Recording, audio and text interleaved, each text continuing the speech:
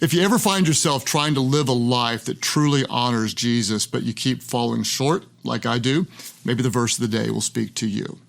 My name is Craig Rochelle. I'm the pastor of Life Church, and the verse for today comes from John chapter 1, verse 14, when Scripture says, "The Word became flesh and made his dwelling among us."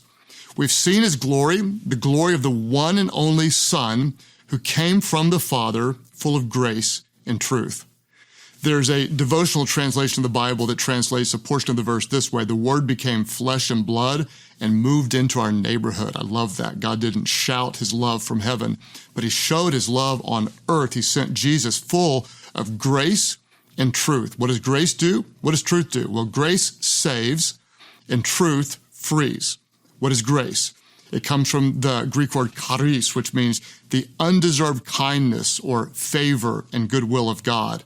Ephesians says we're saved by grace through faith. It's completely undeserved. The moment you think you deserve it, it's not grace then. What does grace do? Well, grace saves. But Jesus isn't just full of grace, he's also truth. He said, "I'm the way, the truth, and the life." He said, "I am the truth." Truth isn't just rules and morals, but the truth is a person. It's Jesus. And Jesus said, when you know the truth will set you free. Grace saves and truth frees. Unfortunately, one of the biggest challenges in our churches across the world is some churches lean too far toward grace and some too far toward truth. You know, truth churches, the legalistic Christians that are always judgmental and arrogant and narrow-minded. If you've ever been around a legalistic family, sometimes the kids end up wild. Why? There's a problem.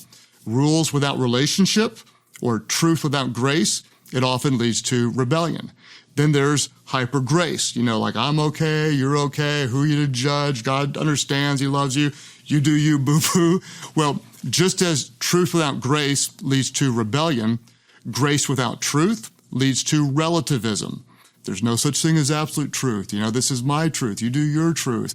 No one can tell me how to live as long as you're happy. Well, who is Jesus? He is the Word made flesh. He's full of grace and truth.